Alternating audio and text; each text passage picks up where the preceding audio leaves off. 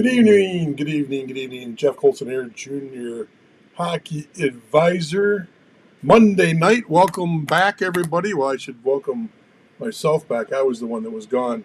Uh, Junior Hockey Advisor, what we do here is tonight, there is no agenda. We're answering questions. This is all about whatever questions you have about junior hockey, about the process of going from 16, 18, high school prep, moving into the junior ranks and using the junior ranks to get you out of the college level, whatever college level that may be, and whatever junior level that may be. We talk tier one, tier two, we talk tier three, we talk CGHL, we talk BCHL. We don't talk much about the majors in Canada yet.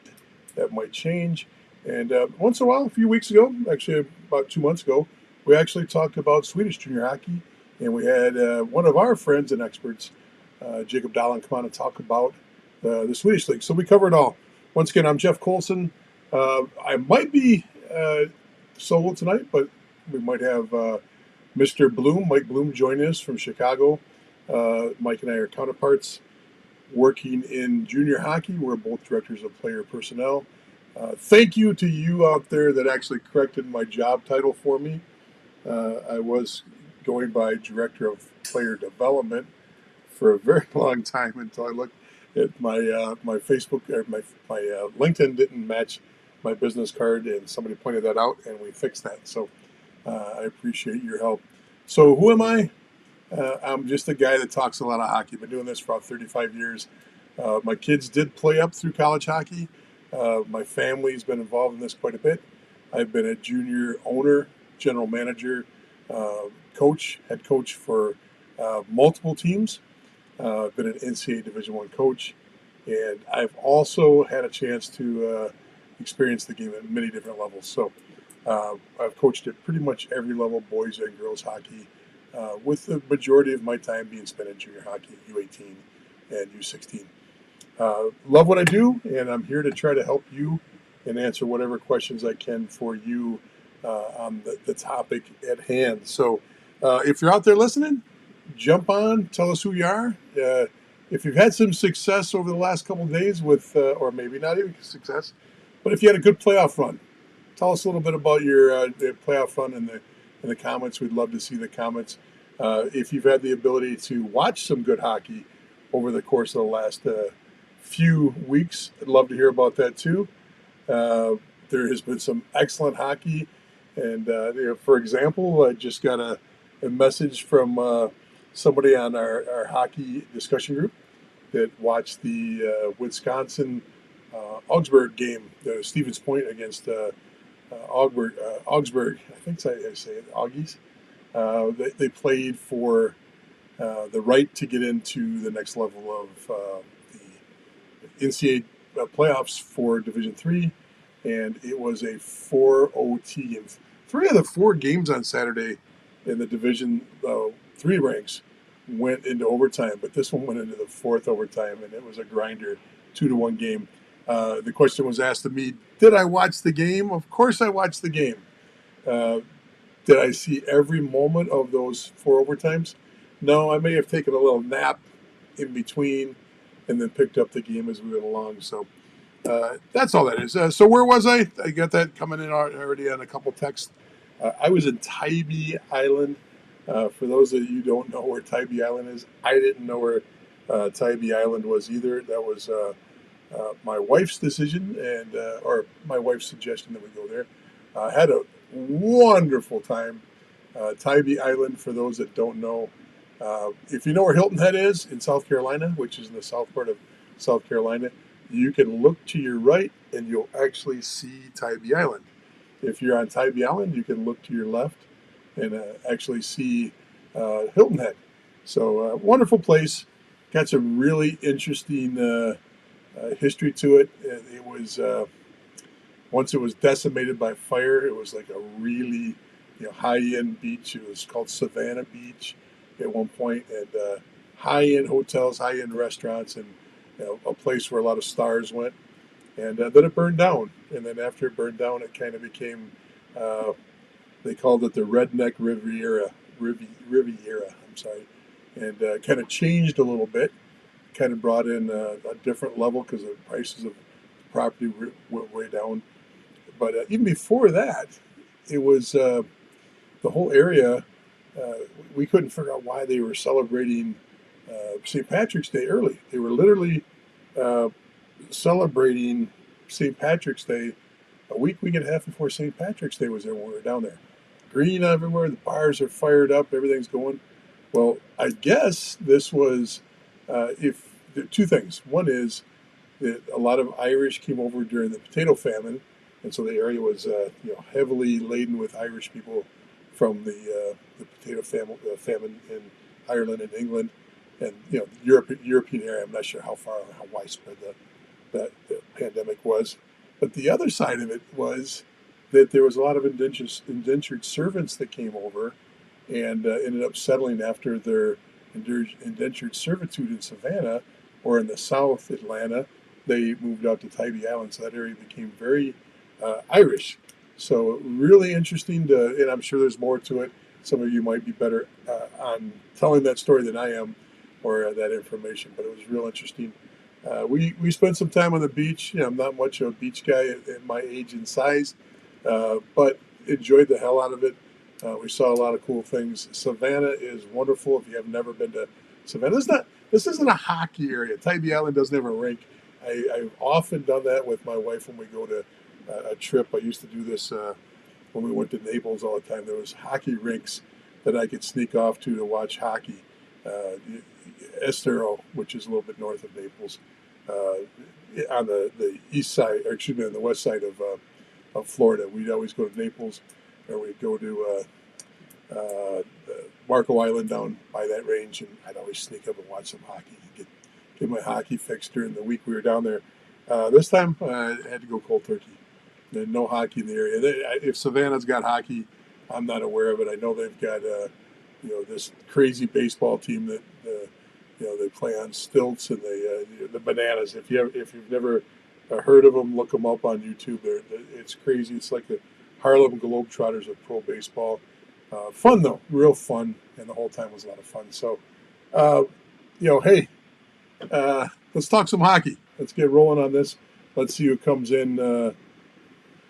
Right off the bat, Jared comes in. Buzzy, he's our friendly Division III coach that actually had a cup of coffee in the North American Hockey League on our staff, and then was just ripped away from us.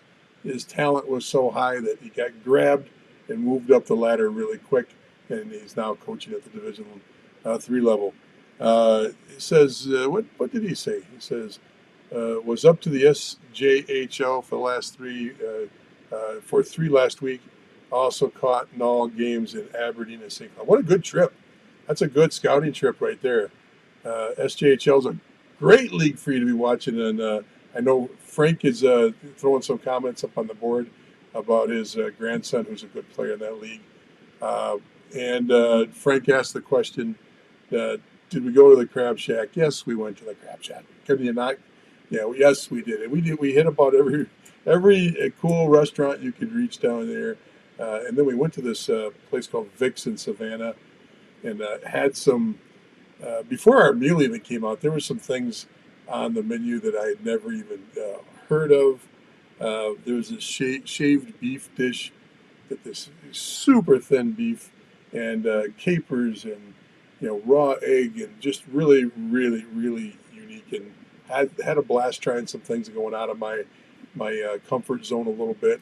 But we had all the seafood. My wife had seafood. She'd eat seafood 3 meals a day if she could. But we took advantage of some really good food, some really good seafood, and some restaurants that were just incredible.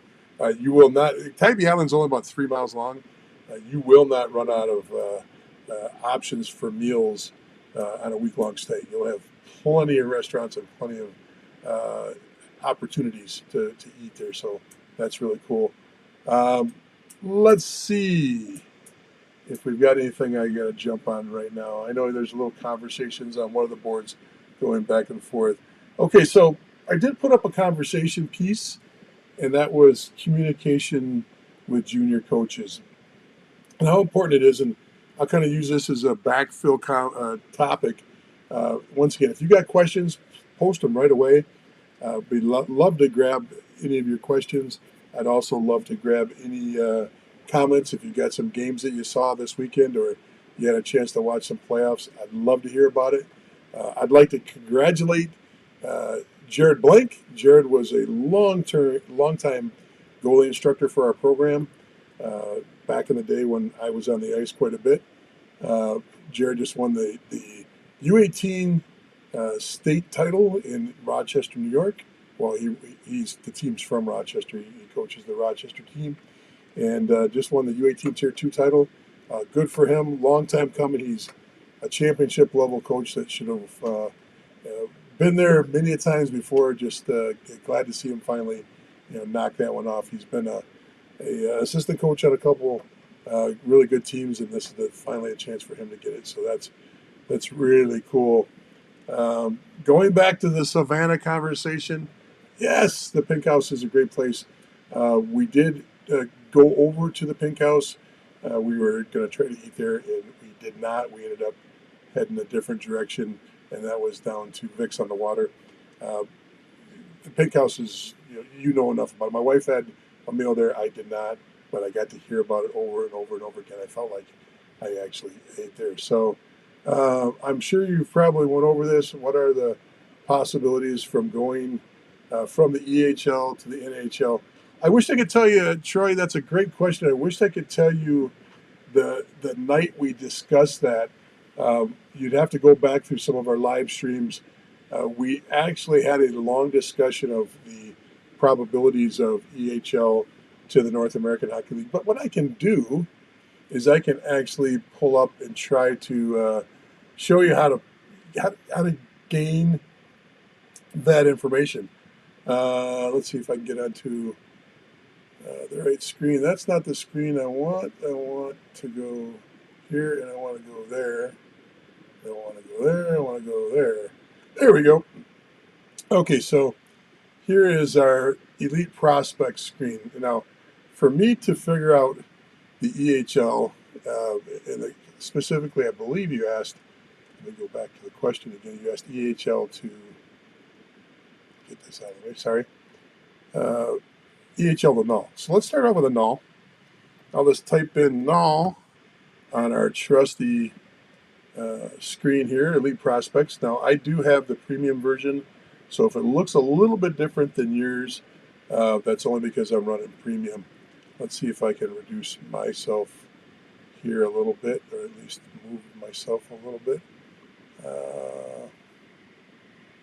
I'll just take myself off the screen. You can listen, then I'll add myself back a little bit later. Okay, so we're looking at the screen. This is the null. If I go into the null and I drop down to player stats and I hit the show more button, I can actually then have a list of all the current forwards and defensemen in the league. Now, that's not really important for what we're doing here, but if you notice, it gave me a premium filter if I've got the premium. And I highly recommend, if you're not done with hockey yet and you've still got a layer or two to move up in hockey, get the Elite Prospects premium version. It's a lot of information, but it's also a lot of fun. You can get you can pull so many things out of this. And what I'm going to do here is I'm going to actually go up here and I'm just going to type in EHL. Oops, not ELZ, EHL. And there's the league right there. So if I type in EHL, now what it's going to do is it's going to sort all the players in the null that have at least EHL experience. And what I get is I get a list now of the players that have EHL experience. Now, you can see across the board how many are there. There are 23 players. Now, I can check to make sure that the list is working right by pulling up the player. And I just randomly pulled him up. He was the first on the list. And I go back and I just look and see if he's got EHL. Now, he honestly didn't really play much EHL because he was at the 16 level. He got brought up for one game. So I can also just go back to this list here and go down the list and actually see each player one by one. There's our second player on the list. I look here, and he got a half or a full between two teams. He's remember there's pandemic stuff going on here. They had 37 games one year, 32 games with the EHL. So I would say that's a player, and this is Ryan Finch. Ryan Finch is moved on. Now, does that number look small that I gave you?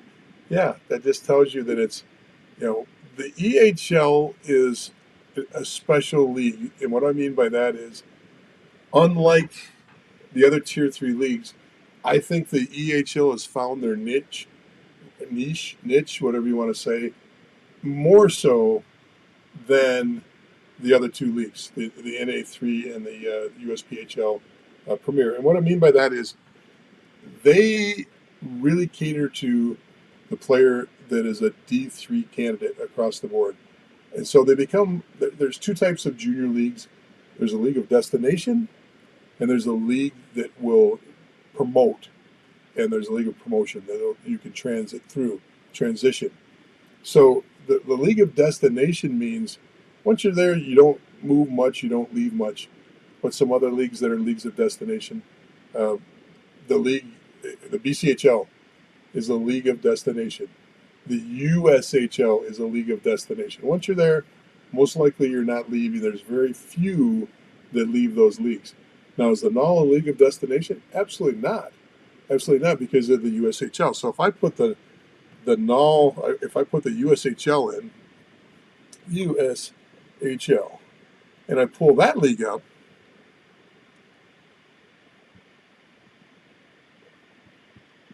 just give me a second here, USHL, there it is.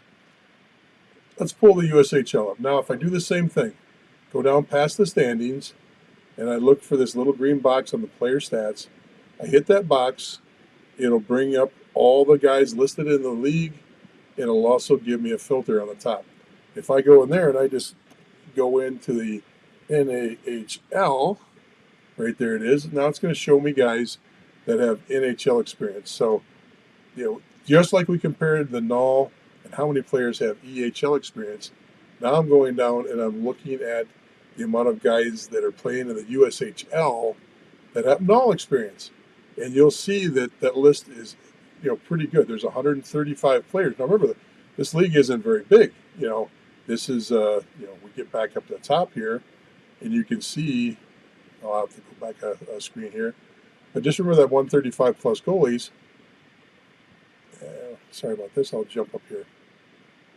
I just want to show you the league's not very big. 1, 2, 3, 4. 4 times 4 is 16. Take away the National Development Program. There's 15 teams. Okay, and that's it. So for 15 teams to have 135 players that move through the NAL, that definitely tells you that it's a league of destination for some, but definitely the ability to play in the USHL and move up. Now, some of those players. Now, here's the caveat of that number. So when I show you stats like that, and I show you when I filter out and I show you 135 guys that have NAL experience, but I didn't filter that. If I filter that again for you, that's the total league. And we go into the NAL and we show that. And yeah, Jim, Junie, I'll answer that question in a second here. Once again, I got 135 on this list. Total players right there, if you want to see that.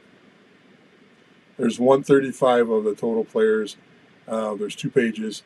Then you got your goalies. You've got another 10 goalies. So 145 players have gotten NAL experience. Now, it could be a two-way street here. These could be players that started in the NAL, started in the USHL and dropped to the NAL, or these could be players that started in the NAL and moved up. Just know that there's transition between these two leagues, unlike a lot of other leagues. So, sorry I didn't originally put that screen up like I did. I was talking and you didn't see some things. Let me know if you want me to show you that again. I'll gladly put it up again. So, the interesting part about this is, yes, some people think of the NAL as being a league of destination, and it's fine. Many players are going to use that as a league of destination and not move any further, and they're going to be perfectly fine. They'll go on to play college hockey from the null, and that's probably the majority. Well, it is the vast majority of the players. That's the route, depending if you're Canadian or American or you speak the proper King's English. That's the way you go. Now, it can still be an elevation up from the null because it's not the top league. Now, you start getting into quote unquote the top league, the USHL, there's no reason for you to move. Now, going back to that EHL example, a lot of players still believe the EHL just seems to have players that are more content once they get there, more content to play in that league. Now, it doesn't mean that a great player can't move out of the EHL into the null. It's just that very, very few in the numbers, make that transition over. Less than, even though there was 30 some odd players that we saw on that list, the amount of players that actually stick, remember they only got, some of those players only got some time in the null. And to show you that again, because that's an important point, I'll pull that up again and we'll go back to the null. I will actually put that screen up for you. There's our null screen. We go down here, we're going to put the filter on. And what I'm going to do is I'm going to put that EHL again because I want to show you, there we go. I want to show you that you got to look at games played on this list. So if you go on here and you look at games played, you can see that a lot of these EHL guys, they got 3, 2, 2, 2, 1. Now you start looking at the list and you can filter it up or filter it down. I just filtered it there. Now there's our top guys. 1, 2, 3, 4, 5, 6, 7, 8, maybe 9 or 10 of those EHL guys actually played full seasons. And there's no disrespect to any of these players. I don't know. Some guys could be hurt. Some guys could have made a commitment to a D3 program and chose not to go to the null. A lot of reasons why players would not go to the null, but some of them had a chance and it just didn't work out, so they moved back into the EHL. So I think that's the best way to explain it. Go back up here and start answering some questions for you guys. So I hope that helped. Troy, thanks for the question. EHL to the null. Hopefully that helped. Give me some comments on that and let me know what you thought on that. Good to see that Weston, Wisconsin's in. Appreciate you coming on. I always thought, this is Junie speaking, I always thought that the null was a league of destination. I think we cracked that code for you. Let me know in the comments if you think that what I was saying made sense. Jim comes on and says, Boomer slacking tonight. He's actually doing his exit. He coaches 16s and 18s, so he's doing his exit interviews with his players tonight. So he might pop on, he might not, but his first priority is to take care of his players. Remember, that Junior Hockey Live is his gig. I let him come on to the Monday night broadcast when I feel like it, but he's really a Wednesday guy. But I kid, he can come on anytime he wants. Let's see what the next one is. This is a long one, but let's see what it has to say. For the QMJHL American draft for the New England kids, it appears only 2 rounds, 36 players. Do you have to be 18 to be a U.S. player in the Q? I'm going to leave that one alone for right now. Let's do a whole show to break down how the Q works, how the OJHL works, and how the W works, and we can compare and contrast those 3 leagues. That is not my strength. I know enough to make some idiotic comments about those 3 leagues because I just don't scout those leagues. I've sent players to all 3 leagues. I've had players that played for me go to those leagues, and I have a good understanding of them. I know some of the coaches in those leagues, but it really isn't my strength. I can't. I know there's the regional boundaries. East part of the United States is for the Q.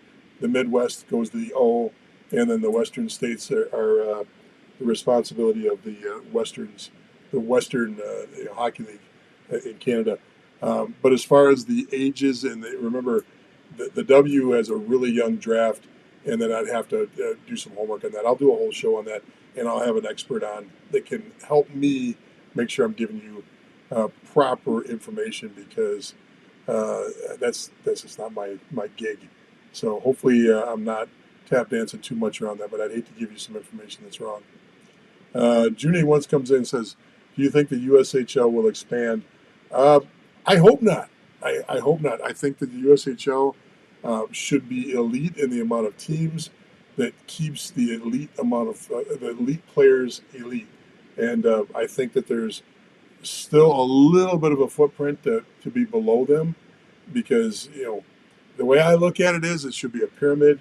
If there's 15 teams in the USHL, I think 30, 40 teams at the tier 2 level gives you the ability to take the best of the best. And remember, the NOL is age appropriate for juniors. The USHL is a little bit younger, a lot younger. And once again, I'll use the Magic Elite Prospects, and we can kind of look at something here. If I pull up the NOL league information and facts, I can go down as soon as it clicks over for you. I can go down and I can look at nationalities. I can look at transactions, but there is a team comparison page, and we can see right now, this is a snapshot of today. Every team in the league except for the Philadelphia Rebels. The Rebels. They're at 18.9 in the average age, and everybody else is in the 19 range. Janesville Jets, 18.91. Corpus Christi, 18.92. Chippewa. So it's 4 teams that still have an average age on their team of almost 19. Almost 19. The rest of these teams are all pumping at a much higher rate. Okay, as far as the age goes, their average age. You can see 19.52. And you don't think that's much, but when your average age of a roster is a year older than another team, that's a big deal. So if we go to just remember those numbers that we're looking at in general, and if I go over to the USHL and I pump in the USHL and do the same thing, I scroll down past the demographics of countries, and I look at average age. Where is my average age? Did I pass it? There it is. Right now, 18.19, 18.35, 17. The National Development Program's always young. 18.4, 18.4. These kids are half a year to a year younger for average roster. That's a huge difference in juniors when you have a year difference. So that tells you exactly what I like to see. Young players, pyramid up. They're in that league. And then the null is players that didn't make that jump that continue to play their junior career out, one step below the USHL. And still, many of them go on to have Division One. The majority of the null goes on to get Division One scholarships, and many of those go on to play pro hockey. One misnomer while we're talking about all this is, can you play pro hockey after Division III college hockey? And the answer is absolutely. You see it all the time. You see players off a top. I don't know how deep it goes because I've never really checked the bottom 10, bottom 15 teams to see how many pros come out of those teams. But there's players playing in Europe. There's players playing in the lower level leagues of pros in the United States and Canada that come out of Division III hockey all the time. In fact, I would venture to say there's hundreds coming out each year, but I can guarantee you there's at least 100 that come out that go play pro hockey from the Division III ranks. So if you think the Division III hinders your ability to play pro hockey, not at all. A lot of guys move on and play quality, and 5, 10, 15, 20 year, 5, 10 year careers. Let's not go 15 or 20, but they have good careers and play as long as they possibly can play coming out of D3 hockey. So a lot of people talk about that. That's the way it works. So as far as the expansion, I hope not, and I hope you can see that the age difference in the leagues, just because it was a stat that I thought was pretty cool to throw in there. Danielle says hi. Hello. Good to see you. Thanks for coming on tonight. Let's see. It's good that the null is over 30 teams now. It's good, yes, if it's a statement, that's true. If it's a question, yes, I believe that is true too. That's my opinion. Some people would like to see the null contracted. They think they're overexpanded. And with the amount of tier three teams, the amount of prep teams, and the amount of U18 hockey, I think the null is just right, plus or minus. Now, remember, we have a bad economy, and or we have a plummet in the number of players in USA from the USA hockey side of things. The economy, you could see, a pandemic. Look what happened. We lost franchises. We had franchises go on mothballs at both the USHL level, the BCHL level. We saw it at the NAL level, and the league had to reconfigure and restructure itself. So we could see, one, two, three, four franchises drop for whatever reason, and we could also see expansion. But I think that 30 number and moving up from that a little bit, I think we're perfectly safe. I like that range. Danielle, do many players from the CSSHL move to the NAL, or do they mostly go to the BCHL? That's an awesome question, and we can do the same thing. We'll put in the NAL, and I'll remember once I get the null up to bring you guys into my secret little conversation with myself. Here's the null. Remember, I'm in the premium version. I'll go down to the green button. I'll click on that. And I'm just hoping that I can pull the CSSHL up by its initials. There we go. So I pop that in. CSSHL U18. I apply the filter, and now I can look and say, ooh, there's not a path statistically. Now I can tell you, you can see, one of the players on the list is a player I know very well because he's on our team, and I also know the New Mexico player.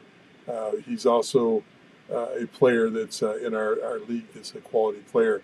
But if you look at the amount of games played, just click that up so you can see the games played. 6 players have got full seasons going. This guy got traded, but he still has games. It's not a direct path. Now, let's compare that to the BCHL. You can see that the CSSHL U18 league may not be the direct route for you if you're going to want to play high-level junior hockey. But we'll do the same thing now with the BCHL. Let's see what kind. And I don't know. This is not something that I've looked at before, but we're going to look at it right now. U18. Boom. Hit that filter, turn it on, and we see that there's absolutely a pathway to the BCHL. 158 players plus 10, 11 goalies, and with a couple goalies that only came up for a game or two. So you can actually see that league gets picked pretty good by the BCHL. So one thing I'd like to do though is look at the actual size of the league. And if we look at the league, 1, 2, 3, 4, 5, 10, 15. So we got 19 teams there. What I would say about that is first of all, it should be BCHL laden because of where the location is and where those teams are playing. Look at the teams on that list. It's Burnaby, it's Delta, it's the Edge School. All these are Canadian programs. A lot of them are Western Canadian programs. They should be BCHL laden because they're academies. They can pull players from anywhere they want. And that, what I didn't do is I didn't break it down by U.S. to Canadian. It's just coming out of this league. But the same thing is that there's only 19 teams. So if there's only 19 teams and the BCHL is first pick in that league, I think it pretty much is the way it should be. What we should look at is see what the USHL is doing with this league, because that will also tell you, is there a higher end player that doesn't get to the null because they're a higher end player? I guess there's no other way to put it. So we use the USHL. We've used my fancy little filter on the premium version of Elite Prospects. I go down here and I'm going to put in the same thing we've been putting in, which is CSSHL. We saw that this league produced a ton of players into the BCHL. Oops, I don't know what I did. Let me do that again. I did something wrong here. Oh, there we go.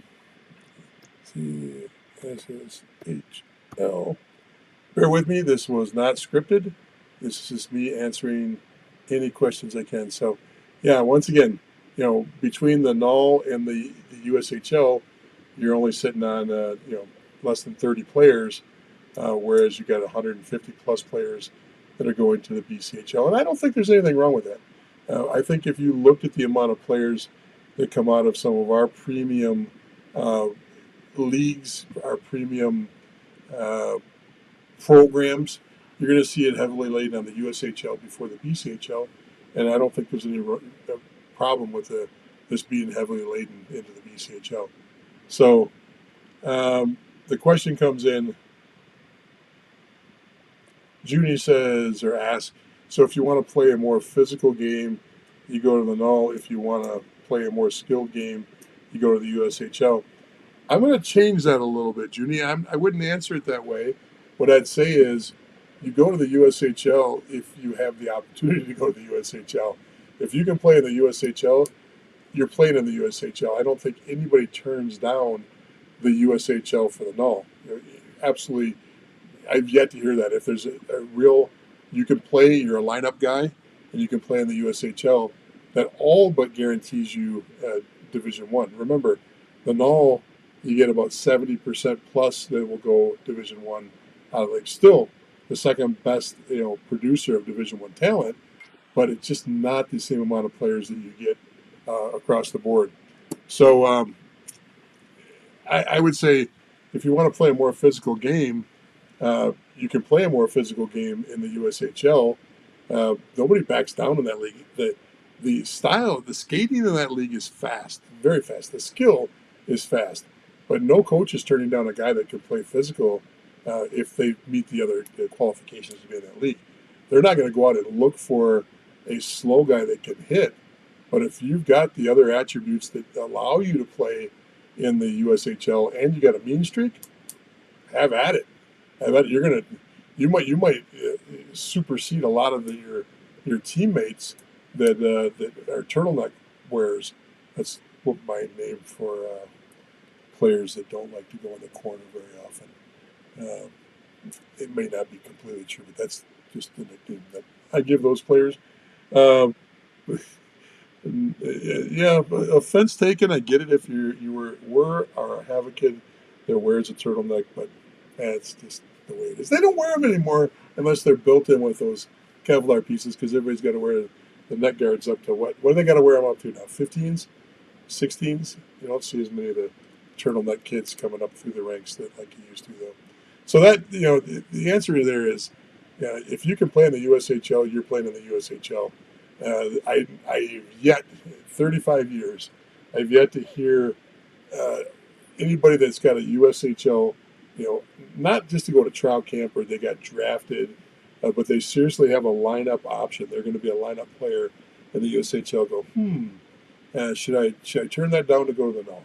Now, if you're going to sit in the stands, if you're not going to get ice time, that's when the NUL comes into play, and you will see guys that are, in and out of the lineup, or they're just not getting a lot of ice time in the USHL. They'll make the move to a NUL program, just like you'll see Division I, Division III college hockey. You'll see the same thing. You'll get a guy playing, or on a roster. Remember, rosters at the Division I, Division III ranks, 28, 30 players across the board. You can look it up yourself. I'm not going to pull that one up for you. So if you're an in and out of the lineup guy, your freshman and sophomore year, or just your freshman year, and there's no projected path to get you, more ice time, a lot of those guys will drop down to the quality D3 programs. You can look at the Adrians who won the national title last year, the Geneseos of the world, the Wisconsin, all the Wisconsin Division III programs.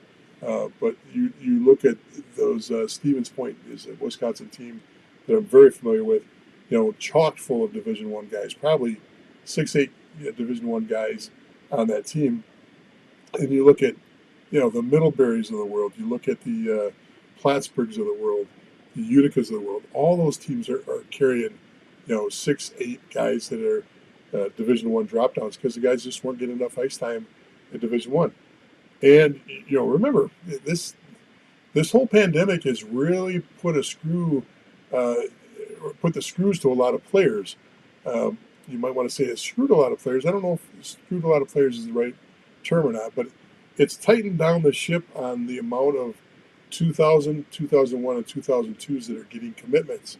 And the reason is because everybody that was on a college team during the pandemic was granted another year of eligibility.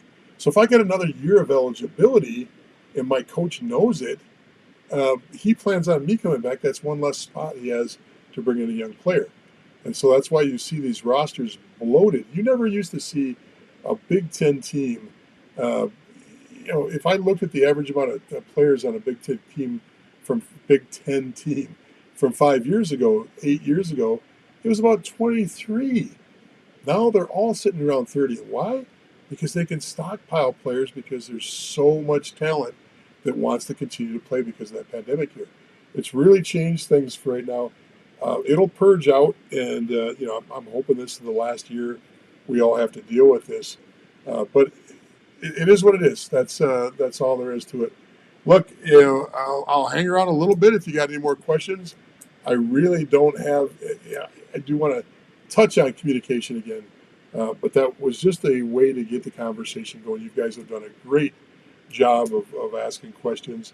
Some of you deserve a gold star in the middle of your forehead for doing a good job to keep the conversation going and asking questions that will help everybody get a better sense of how this all works. Let me just wrap up by talking about communication a little bit. This is the time of year where people are considering junior teams. They're considering moving, transitioning from one league to another. Let me give you some suggestions on communication. I would have never said this 10 years ago that text is acceptable, but text is acceptable. You can text a coach if you have their phone number, and it is acceptable. Just tell them who you are and ask if they have a moment to talk. That was not an acceptable way to do business 5, 10 years ago, but now it's completely acceptable. If a coach doesn't return your call, it's because a lot of the coaches fall into, remember, they're in the world of communicating with 16 through 20-year-olds now, where you and I as parents, we might have our kids, but we're not communicating with those now. I do because of my position in junior hockey. But you get in the mode of collecting text and sitting down all at one time and returning text and working through social media and very few phone calls, voice-to-voice phone calls. Now, once it's the right time to talk, coaches will do that. But remember, old school email still works to try to get your name out there. Social media and reaching out through DM is appropriate if a coach has got a social media site, if he's got a Twitter handle, if he's got any other social media, Facebook handle, any of those things, you can reach out to no DM. I would not post an open post to a coach. That probably isn't appropriate. But you can use DM, you can use text. And when you're reaching out to a coach, be very concise. My son is considering your league. My son talked to your scout. Do you have a moment to talk? We want to set up a visit. Can I talk to you for a moment to get some information about the best time to visit?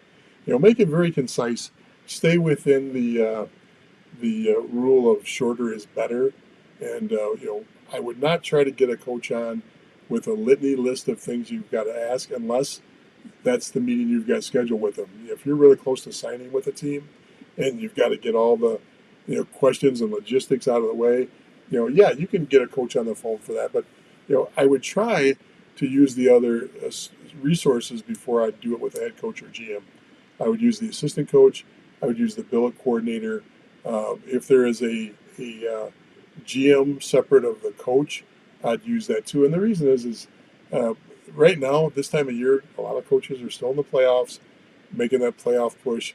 And on top of the playoff push, they've actually are heavy into getting ready for the draft, finishing up their tenders, pre-draft camps, setting up their main camp. All that stuff's going on right now.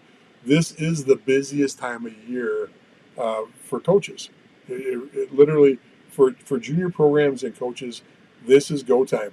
Now through June, July, it's go time. There's June is not a month off, even though the season ends.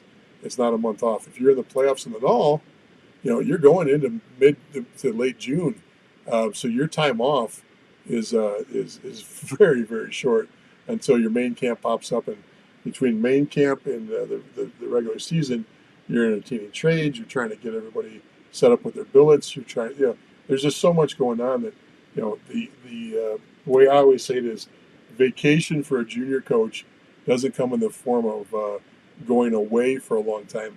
It comes in the form of the season starting again, where they can fall back into a routine and get everything rolling, so that they're comfortable. And they come home at night and they maybe actually have a meal and watch a little TV and go to bed the next day. That does not happen this time of year. So, all right, let's get two more questions, and then I'm going to call it a night unless you have any questions about communication. What Michigan teams have you been scouting as of late? Oh, what teams have I not been scouting? I stick with the Tier 1 elites, the HPHLs, and the U8. I'm at the U18 level, and I'm watching the market really close, or I'm communicating with the head coach. I received two separate texts while we've been on live from two different Tier 1 elite Detroit coaches, still talking about players, still talking about what's going on, congratulating a few of them for good years and maybe winning a state title, things like that. I don't get into the west coast of Michigan much, partially because my nephew coaches the U18 team on the west side of the state, and all I have to do is get a beer in him, and he'll tell me everything I need to know, and I can steal all of his players and recruit his players. So I'm kidding there, but the beer part's not a joke. I can bribe him. So that's pretty much where I'm watching right now. But everything's kind of coming to a head, meaning you got a couple teams going to nationals, but now that states are over in most areas. I know New York's done, Michigan's done. Once these states are over, Minnesota high school, a lot of these kids are just in their downtime now, and a lot of them are already geared up for their baseball season or whatever else is going on. So not a lot of hockey. There's a lot of high-end hockey with a lot of top teams playing or scrimmaging for getting ready for nationals. But the next step is to watch nationals. So I will not be in Michigan the next few weeks. And that's just the way things fall right now. Hi, Jeff. What kinds of questions should a player be asking at an exit interview at the end of the season? Well, it also, that's a great question, Liz. And oh, by the way, John, that was a good question too. Liz, the exit interview is a very fine line. And what I mean by fine line is, are you returning to that team?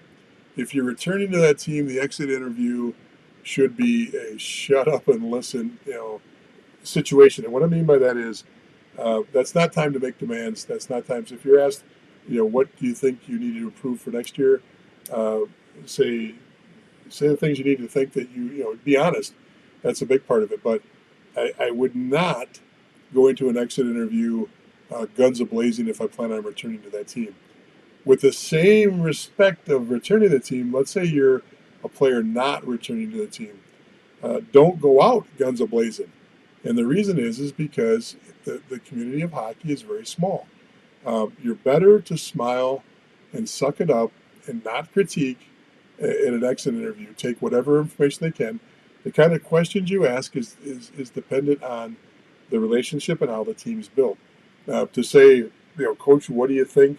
If it's your last year, let's say you're moving out of U18, and Coach, what do you think my odds are of playing in the USHL, the NAL?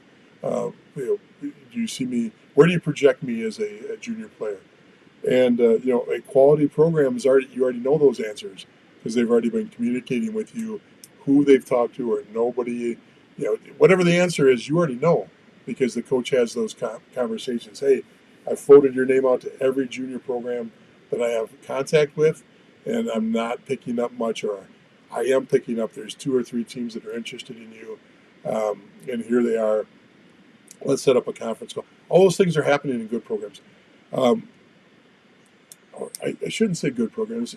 In programs with the quality of player that wants to move up and has the talent to move up, those things are happening with good coaching. Not every coach is out there trying to push players, and that should be something you understand throughout the course of the year. You already know that answer. So my responsibility as a coach is to give you feedback on, what you need to work on, what your strengths and weaknesses were, what you can do to be a better player the next year, both on and off the ice. Um, as a parent or as a player, it's contingent on what the situation is. A lot of times it's best to button up, take notes, smile, and say thank you very much. If you've got a great relationship with a coach, you can ask the questions like, Coach, where do you think I should play? What do you think I should do moving forward? But the routine is usually strengths, weaknesses, what you need to improve on. And I personally think it's not the time to bring things up because what you don't want to do is upset the apple cart going into next year. If you're returning to the team eager and anticipating the move, or the move up is to be a more senior player on the team, giving the attitude that you'll take on any role, any responsibility, and you'll do whatever you can to make the team better the next year. If you're moving out, it should be more of a appreciate everything you did for me, coach. Take notes on it. Even if you don't think you did a great job, take notes, be positive, and leave the situation without stirring up the muck. Stirring up the muck in this game, we're so incestual with our coaches. We have so many overlaps and so many coaches move on, and they have friends that are a step or two above them. You just don't want to get in a situation where anybody can say anything negative about you in the future. So keep the guns, concealed carry permit on the guns. Don't pull them out and blaze away, and be very cognizant of how much even a bad coach can do to affect your moving up to the proper team. You still want this guy as this person, male or female, or whatever they identify as. You want to make sure that person has the ability to say positive things about you one day or 1 year down the road, 2 years down the road. So hopefully that helps a little bit. In these circumstances, our coach is usually honest when they say they want you back. Oh, so Liz, you're throwing out some hummers there. Um, yeah, I think if a coach says they want you back, that's the time where you can say, "Oh, what do we look like next year, coach? I'm excited. How does the team look, and where do you see me projected into that roster next year? I was a third liner this year. Do you see me as a third line player again, or what?" And he might say, "Well, that's up to you. How hard are you going to work? Blah blah blah." But you can read that. That's an easy read, and that's a proper question to ask is, how's the team going to look next year? Where do I fit in? Do you have any idea of what wants to come over to us? Don't put him in a spot where he has to lie because we don't want to get any coach nervous about getting called out. There are parents out there that will ask leading questions just to build a case against that coach for their own coach because they're going to try to blow up the program about recruiting, about talking to players out of turn. I don't want to get involved with any of that stuff. That's all stuff that nobody should be messing around with. I'm not in the business of trying to blow up programs.